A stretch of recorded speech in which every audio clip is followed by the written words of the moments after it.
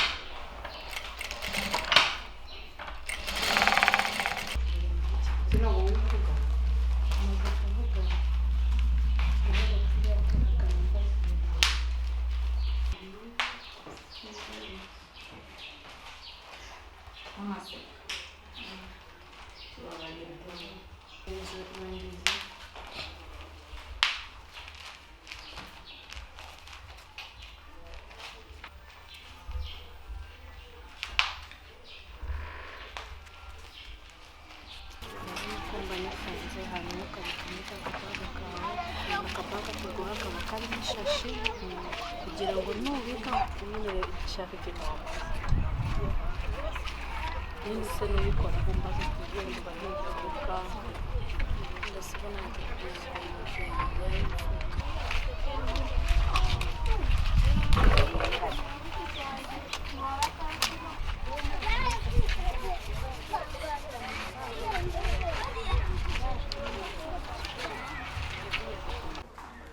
We are working on eradicating period poverty in Rwanda and East Africa in general. So there's a research that was done that between 6 and 7% of girls in rural areas miss schools 40 to 50 days a year because of lack of pads. So what we do as African Talent Outreach and Mentorship Organization, we decided to make washable, reusable pads. We give a girl, a woman, a bag that has 8 pieces. So there are, some people ask why there are many, but we do because when you use one, you wash it. So when you use 3 a day, you have to wash them and you have to get something to use tomorrow. That's why we put 8 pieces in one bag. But before we give them the bag, we give them the education of what periods are, because most of girls don't know, and menstruation hygiene, how to take care of their body, how to clean themselves, how to clean what they're putting on, and what comes with it, the pain. So we started telling them that they are queens.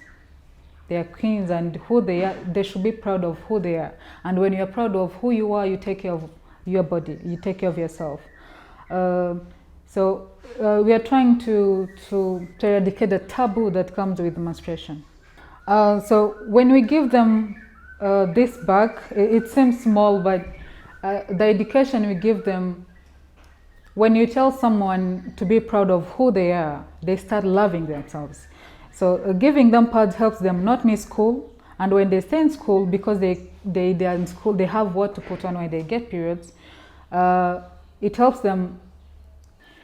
It has different challenges that are attached to periods. They don't know how to handle themselves when they get the periods. Parents don't understand. Some of the parents don't understand why they should buy pads instead of food. Others can't afford it at all. So when they miss school, they end up failing in school because they miss most of the days when others are in school.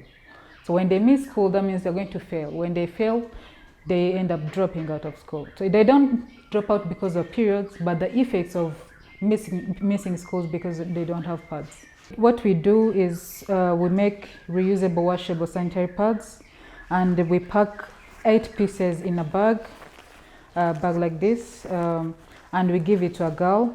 These last a year. They use it 1 month and wash it, keep it, and they use it for a year.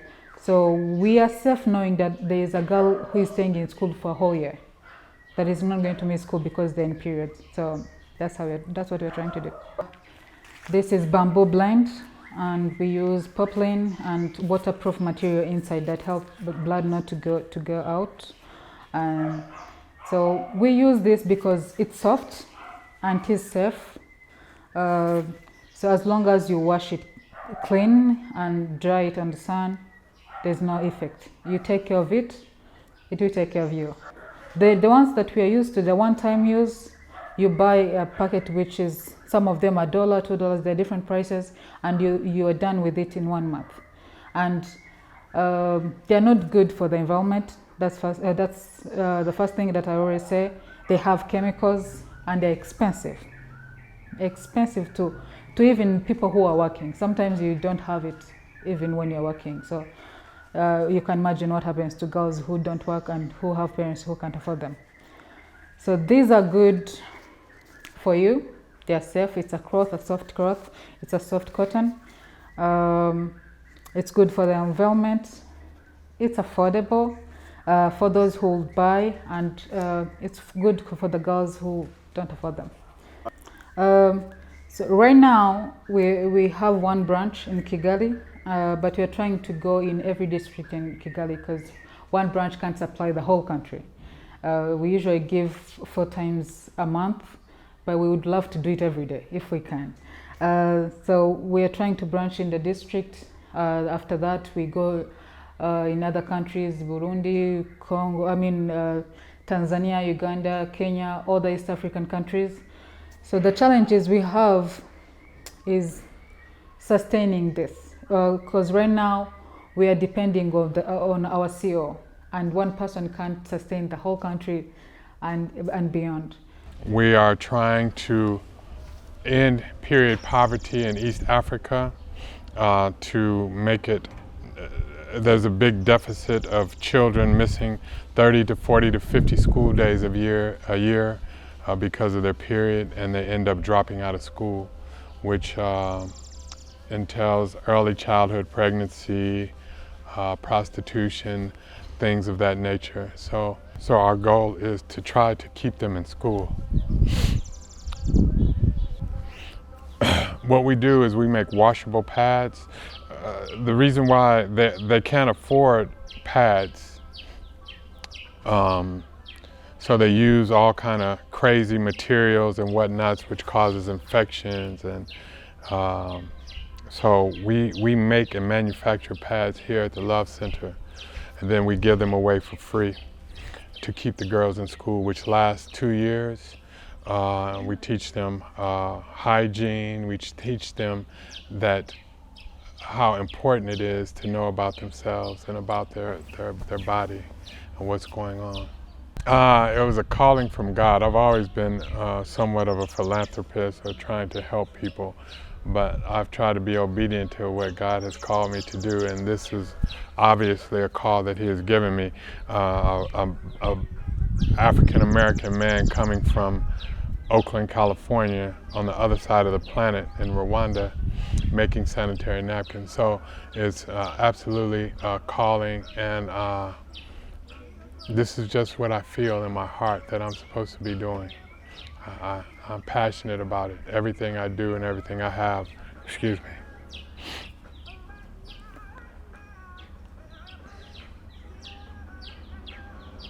Goes into this here.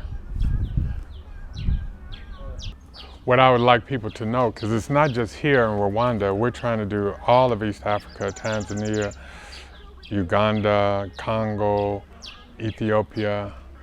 We're trying to just make it not taboo to talk about what's going on. Like I mentioned before, all life comes from women. All human life comes from women. We all come from women, and this is the source of what we're trying to empower the women, to let them know it's an absolutely beautiful, beautiful thing. God has tasked the ladies to populate the planet, which is incredible, incredible. So I think us being obedient in trying to nurture this whole thing is an incredible task, and change the trajectory of the negative taboo of what a period is. You know, I know ladies don't feel good when they have it. I'm sure their hormones go crazy, and you know, it's not a pleasant thing to do. But if they look at it in a different light, this is my opinion, it's an incredible, incredible process, incredible thing. I think they'll embrace their womanhood. Obviously, I'm not a woman, but I am a man, and I do appreciate women and the things that they do. So I would love for them to be celebrated in more ways than one, and this is one of the ways.